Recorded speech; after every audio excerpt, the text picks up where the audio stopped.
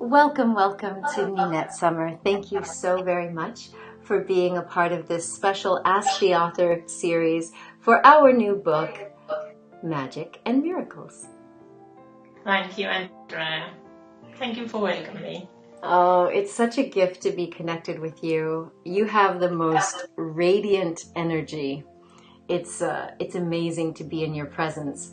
So I'm so grateful that you're stepping up and stepping out and sharing a little bit of the magic that you've apparently been living with for many years, right? Like you've had the ability to tap into deep, deep love and soul connections. Do you remember the first time you were aware of that as a child? I know I'm aware of right from when I'm born that my love is big and that I'm here to share my love with the world. Wow. And I've been doing quite a lot of doing that through my life because that's who I am. So I'm working in a field where love is not the way to do it. So I've been working for getting a space for the love in that field too. Right. So because I think when you work with people, you have to use your heart. Mm-hmm. So you mean as a family therapist and a holistic health coach that people aren't necessarily focused on the love part? Yeah, and my pedagogue job as well, where you work in an institution and you work with people all the time. And I remember when I went to the seminarium too, that we wrote an essay and we wrote "Love is all you need" in it. And they really pointed out that that was not the place to put in love. Oh my gosh. But I see it so different. Yeah. Yes, you do. And I know that a lot of your work is really about helping children connect to the love that they really are naturally so that they learn self-love and to not be afraid to love. Yeah. It's very important for me to try to support the children to stay connected to who they are so they don't have to turn 50 to remember it again. Yeah, like the rest of us. So my own travel have learned that this is really necessary to channel into this world, that make a supportive space for the children to learn how they can stay connected to their souls and to the essence of life. Because I think we are living in a time where we don't have the time for waiting for them to get 50 because we need what they're here to do right now. Exactly. Yeah, it's so critical. I definitely feel that way with my own daughter. I don't want her to be like me and be 40 before she finally realizes that self-love is the path. No. Well, they're going to do it much more before us. Yeah.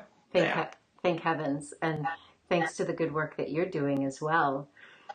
But the story that you share in this book, in Magic and Miracles, is quite remarkable because you're really helping an entire family come to terms with the challenge of pregnancy, of miscarriage, of being a soul that has to come into a body or choose not to.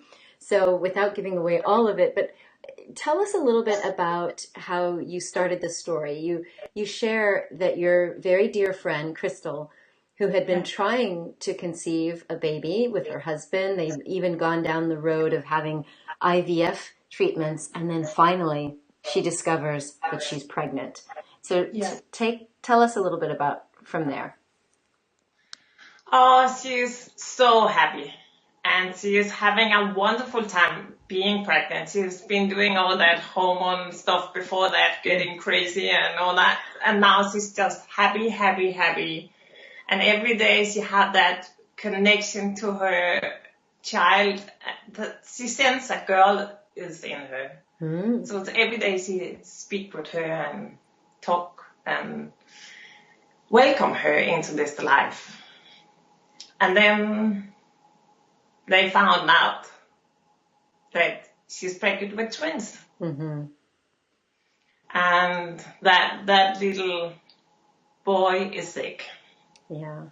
So the doctors did an ultrasound and found out that the tummy, the belly of the little boy was not formed properly, so his intestines were outside. Yeah. And then they had to make the hard decision of what to do, to keep going with the pregnancy, which would put both babies at risk, and also knowing that this little boy would probably have a very short life full of surgeries. And they made the decision to terminate, so that the baby girl would have the greatest chance possible. Yeah. Even though they knew that that could cost her the pregnancy and her life, because it's a big interfering in a pregnancy doing that. Yeah. Yeah. And so you went to the hospital as she is recovering from surgery. And this is where the magical and miraculous part comes in. You could sense the grief that your dear friend Crystal had for having to terminate one of the embryos, but you also could sense the presence of the soul of the little baby boy, right? Yeah. For me, I saw this picture of that little girl lying in that belly. And then I saw the picture in the head of her dead brother next to her. And that was just devastating. So I just thought I have to do something, or just try to do something to help this crazy situation. Yeah. Yeah. And I didn't know of anything else. That's just to pray for love and ask for healing. Because I didn't know what was going to do the trick, and I didn't know what was meant to be done. And I didn't know if this bone or this girl was going to stay alive or not. Because that's only up to God to decide. So I just have to ask for help and ask for whatever could be channeled into this situation of love. And so basically you were asked, giving permission to this little soul to travel on in love, right? Is that how it seemed to you?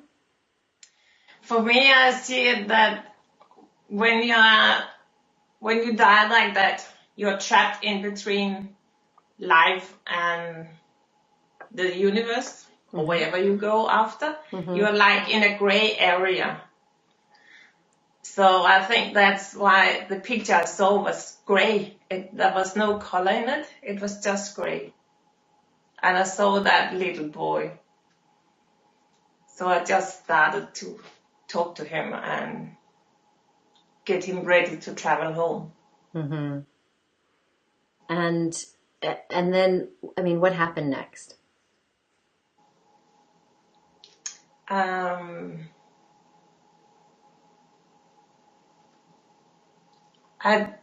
just tried to make as much love as I can possibly manifest in a channel over my girlfriend. So it's like a light channel full of sparkling stars and angels, and it's just light, and love. And then I just invite that soul to walk in and travel home. Wow. How beautiful that you just, like on the spot, you do this prayer and visualize. And fortunately, that little soul made that journey, and Crystal was able to give birth to a healthy baby girl. Yeah, I knew that he was traveled home because I sent that, but I didn't know what was going to happen afterwards. So that was like, we just have to wait to see how her body would react on it, and how that little girl would react on all what's happening. Yeah, so we went on praying. Yeah. And so how old is she today? She's just turned 15. Wow. And does she know anything about the experience that you had? And do the parents know? Do they know that you were able to see this channel of sparkly light? We actually never spoke about it before I'm gonna happen to write this book. Oh gosh. Then I invited her and asked if I could. Then I shared the story and asked if I could share it with the world. So now they know. Oh my goodness. That's so amazing. And after that, did you have any other experiences with souls and helping them travel from this life and back into their universal source? Yeah, I have. Really? Yeah. So does that mean you're like visited all the time by souls? No, I don't get visited all the time. That's I good. get visited sometimes. And just recently I had a big, yeah, because there was a big accident some years ago nearby where I'm living. Uh-huh. And there was still one soul hanging there. Oh. So when I drove past, he knocked on me and said, "Hello, I need your help." And I was a bit, "Oh, yeah, I can do that." And I a bit forgot. And then in this autumn, I had this call again in the middle of a gong session. And I said, "Okay, I'm going to do it now." So I just did recently. Wow.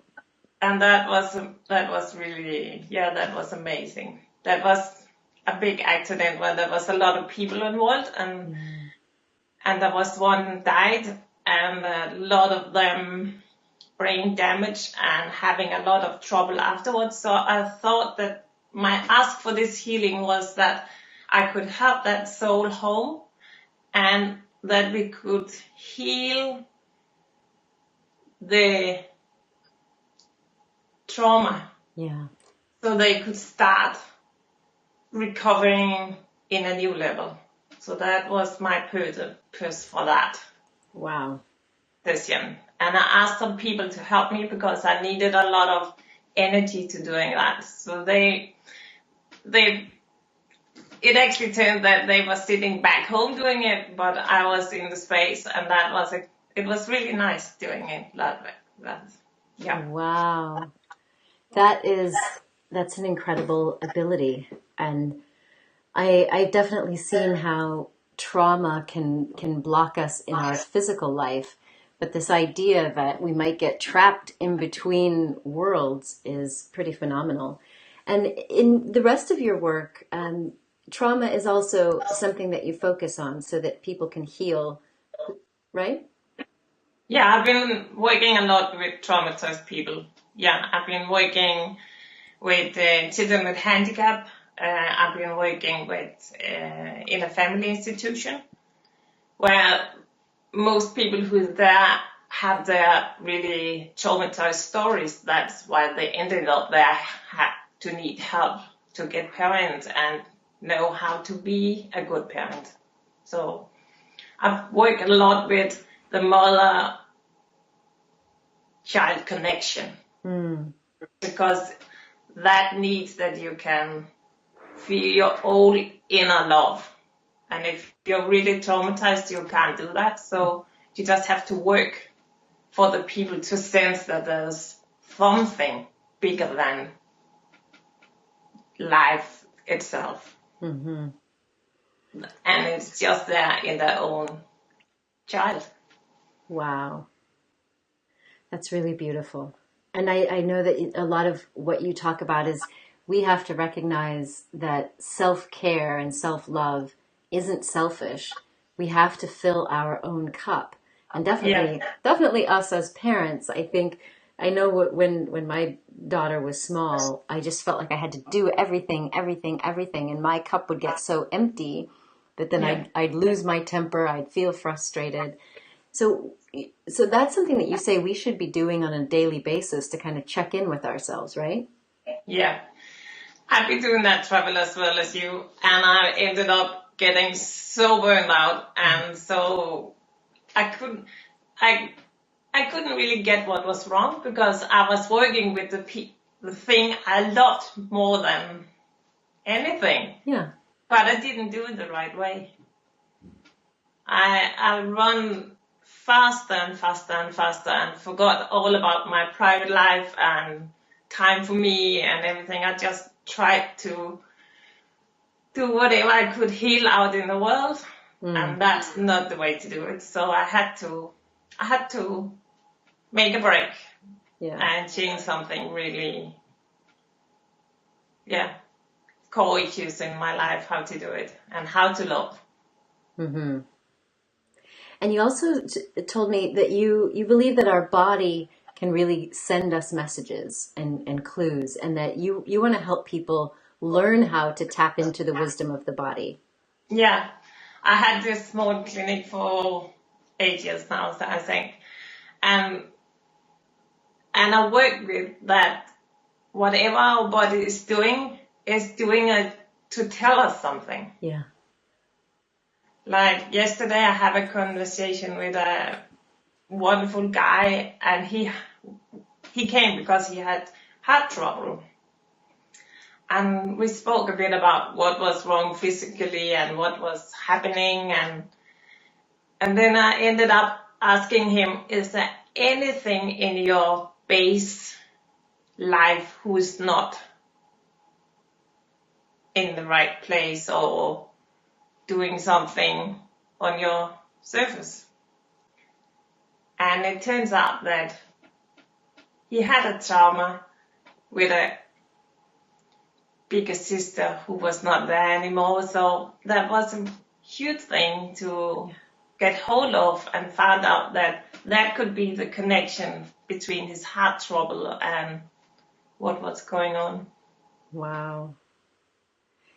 So I end up getting this session no matter if I want or not. Well, that's because I never planned to work like that. But yeah. I have this clinic because my body has been my travel work tool in this life. Yeah. It has been teaching me so much.